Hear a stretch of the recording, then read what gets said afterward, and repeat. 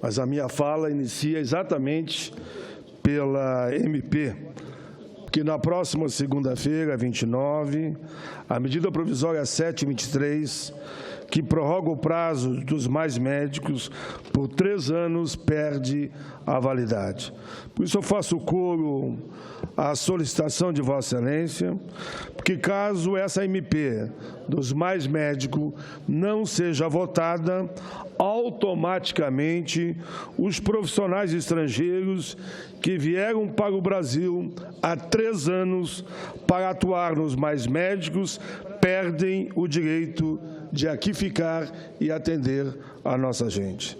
Cerca de 2.000 profissionais podem deixar o país no próximo dia 30 de agosto.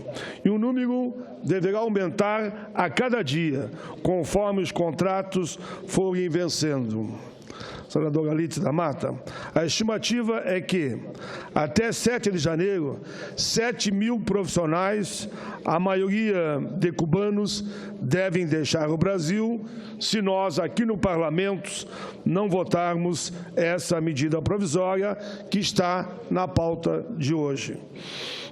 Esse programa foi criado em 2013 pela presidenta Dilma, possui atualmente 18.240 profissionais estrangeiros que atendem a em torno de quase 70 milhões de brasileiros. Há quem diga que mais precisamente 63 milhões. E que são, na maioria, de pessoas consideradas pobres. E a saúde chegando às comunidades indígenas, aos quilombolas, ao sertão nordestino, às favelas e ao interior do meu Rio Grande, por exemplo. São 4.058 cidades que recebem atendimento dos médicos estrangeiros. Através desse programa, a Reserva Indígena trocará, no estado do Pará, conta pela primeira vez com um médico exclusivo. A presença do médico cubano ajudou a diminuir os índices de mortalidade entre os indígenas através dos cuidados de saúde e acesso a remédios. Senhor presidente, são ao todo 34 distritos sanitários, 34 distritos sanitários especiais indígenas atendidos pelos mais médicos. Mas, repito, não é só indígenas.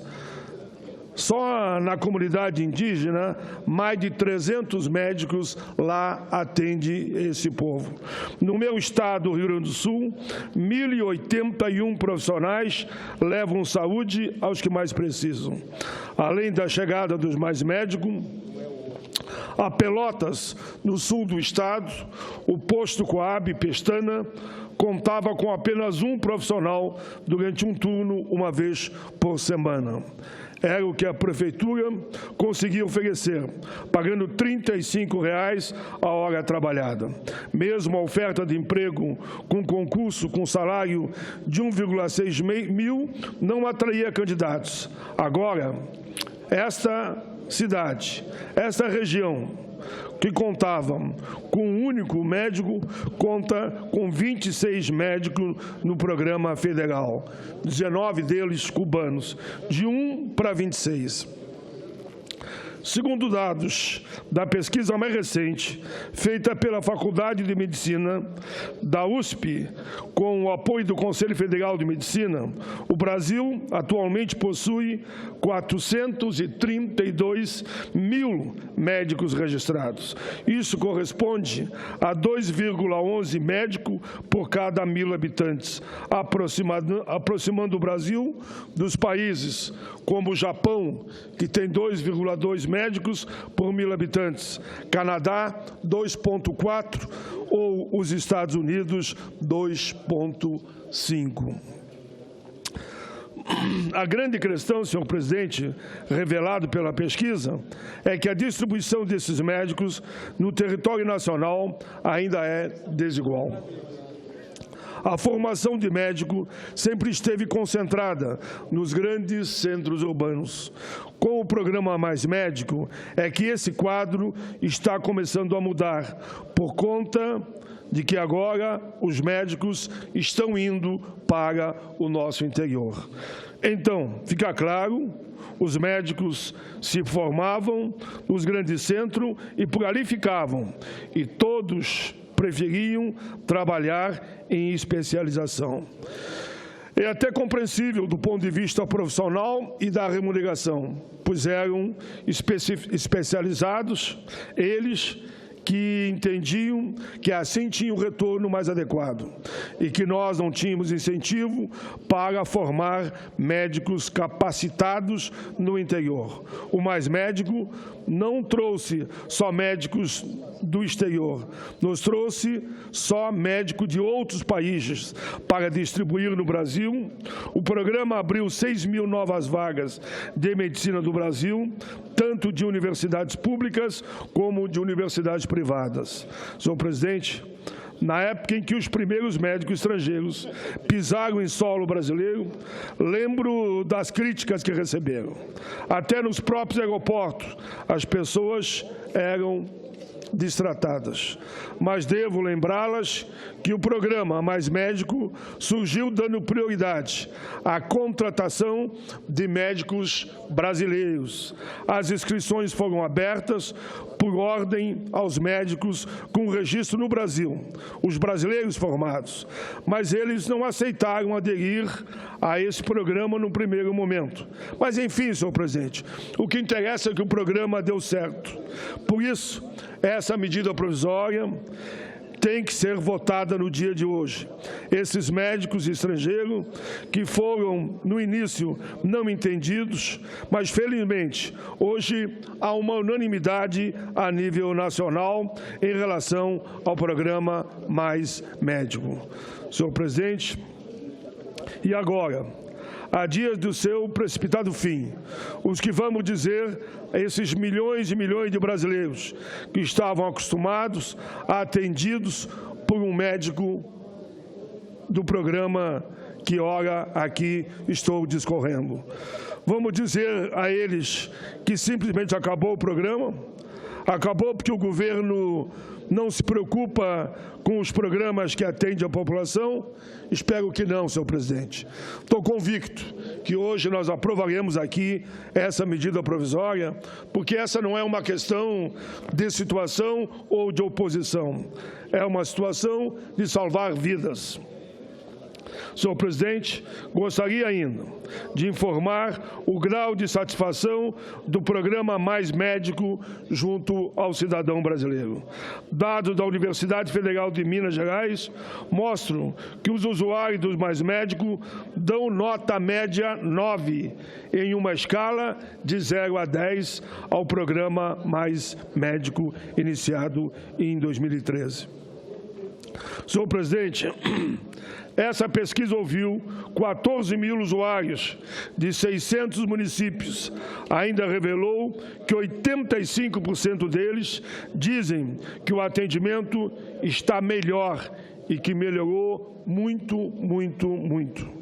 Mais de 90% disseram não ter nenhuma dificuldade para atender às orientações dos médicos. Esses médicos, segundo eles, são cuidadosos, olho no olho, tem cuidado de dialogar com o paciente e atender a todos com muito carinho. Aqui eu estou falando, senhor presidente, de médicos brasileiros e também de médicos que vieram do exterior.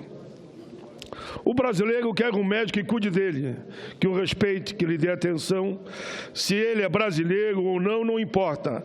Ele pode ser brasileiro, pode ser cubano, pode ser espanhol, pode ser italiano, pode ser americano, enfim, o que nós queremos é médico para toda a nossa gente. O importante é que eles recebem saúde, um direito tão básico à nossa sobrevivência. Recebem mais qualidade de vida, recebem atenção devida. Quero, senhor presidente, para concluir minha fala, dizer também que eu estou muito preocupado com um assunto que está deixando principalmente a população do Rio Grande, muito preocupado. Falo da situação da saúde pública do SUS, dos hospitais públicos, Santa Casa, hospitais beneficentes e filantrópicos. Inclusive, senhor presidente, tenho recebido diversas mensagens das câmaras de vereadores, associação de bairro, prefeitura, Assembleia Legislativa, como a que eu recebi não só do Rio Grande, mas hoje do estado de Minas Gerais. O problema tem se agravado muito. Nos últimos meses, estou falando aqui da questão do SUS, estou falando da saúde.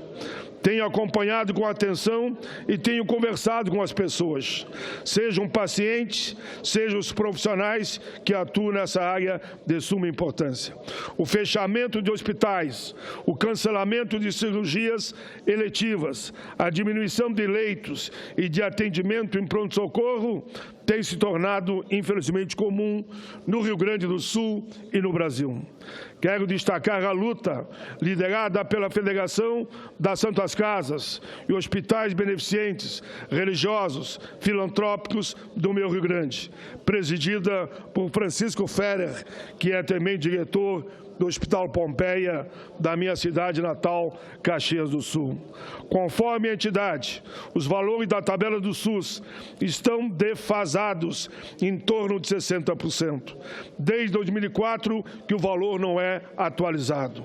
O governo federal, senhor presidente, em especial o governo do estado do Rio Grande do Sul, pela crise no estado, e reconheço que é uma grande crise, pois os servidores públicos chegam a estar ganhando R$ 650 por mês, tem atrasado constantemente o repasse para os hospitais. Com a crise econômica, milhões de pessoas migraram dos planos de saúde particulares, que já não são grande coisa, para onde? Para o SUS, e isso aumentou ainda mais o problema. Agora o governo está ventilando a ideia de um plano de saúde popular e nós já sabemos o que vai acontecer. Vão cobrar do cidadão atendimento mínimo, e vão jogar o problema para o SUS resolver. Notícias dão conta de que 3 em cada 10 planos de saúde não pagam nenhum por cento da dívida que eles têm com o SUS. Os dados de 2001 para cá foram tabulados a partir de planilhas da Agência Nacional de Saúde Suplementar, órgão regulador e responsável para exigir esse valor de volta ao SUS. A cobrança ocorre, senhor presidente, todas as vezes que a agência, por meio de cruzamento de dados do Ministério da Saúde, verifica que um paciente foi atendido na rede pública para um serviço que poderia obter na rede suplementar, ou seja, dentro do que foi contratado com o seu plano de saúde, mas quem atende é o SUS. Senhores e senhoras, recentemente tivemos uma greve dos servidores do Hospital São Vicente de Paula, na cidade de Osório, lá no meu Rio Grande. E a Prefeitura acabou assumindo a administração do hospital a pedido da população. Osório é uma cidade que, por ter parque eólico, recebe ICMS referente à geração de energia. Por isso conseguiu assumir o hospital do município, mas a maioria dos municípios não consegue. Em má situação financeira, a URCAMP, Universidade da Região da Campanha, decidiu fechar o Hospital de Bagé, também lá no meu estado. A Secretaria de Saúde diz não ter previsão para pagar e para o hospital voltar. O Hospital da URCAMP atende moradores de 8 municípios e 77% dos atendimentos são feitos pelo SUS. O Hospital Pompeia, Caxias do Sul, tem mais de 1 milhão a receber do Estado. Apesar da crise, o hospital tem conseguido manter o atendimento pelo SUS, mas não se sabe por quanto tempo. O repasse por parte do Estado para cobrir o atendimento de urgência, emergência, UTI, gestante de alto risco, traumatologia, está atrasadíssimo. A Federação das Santas Casas do Rio Grande afirma: o governo do Estado deve 1,4 bilhão para 250 entidades do Estado.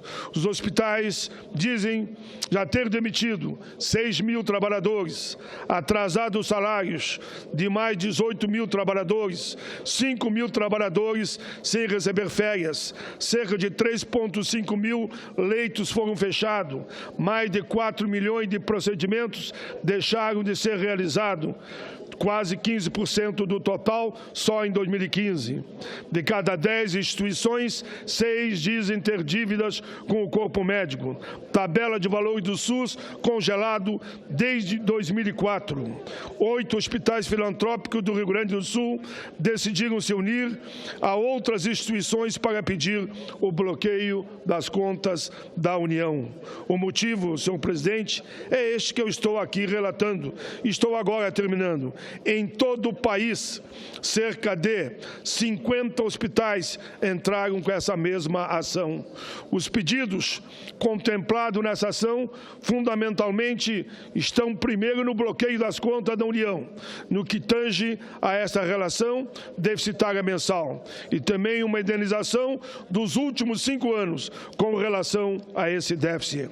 Entraram com a ação a Santa Casa de Porto Alegre, o Hospital São Lucas da Pontifícia Universidade Católica do Rio Grande do Sul, Santa Casa de Pelotas, o Hospital Bruno Bor de Lajeado, Hospital da Caridade de Juí, Hospital Santa Cruz de Santa Cruz do Sul, Hospital São Vicente de Paulo de Passo Fundo e o Hospital Pompeia de Caxias do Sul. Senhor presidente, o presidente da Federação da Santa Casa do meu estado nos disse que a intenção da ação é beneficiar as outras casas do país, ou seja, as outras santas casas do país. Logrando êxito nesse processo judicial, a intenção é chamar o Ministério da Saúde para uma discussão maior que envolva 1.754 santas casas no Brasil. Outra informação a ser registrada aqui para terminar, senhor presidente, é que uma reunião em defesa das santas casas e hospitais filantrópicos na Assembleia Legislativa do Rio Grande do Sul propiciou e questionou não somente ao governo gaúcho, também à União, qual a resposta. Senhor presidente, ao fim da atividade, parlamentares representantes dos hospitais e dos trabalhadores entregaram na Casa Civil a chamada Carta Socorro, dirigida ao Estado e à União. Quero prestar aqui minha solidariedade a todos os profissionais da área da saúde que fazem o possível e o impossível para atender a nossa população no Rio Grande e no Brasil. Imaginem os senhores a pressão que esses profissionais sofrem por terem que, muitas vezes, cumprir jornadas duplas de trabalho em diversas entidades, ver que falta material para atender a população, faltam vagas, faltam leitos, estamos tratando de vidas com seres humanos, ou seja, existem situações que não podem ser proteladas, pois pode resultar a perda de um ser humano, a perda da vida. Senhor presidente, esses profissionais, fica aqui os meus cumprimentos a todos os médicos, sejam brasileiros ou não, muitas vezes têm seus salários atrasados por meses e meses. E da mesma forma, minha total solidariedade à população que é a maior prejudicada.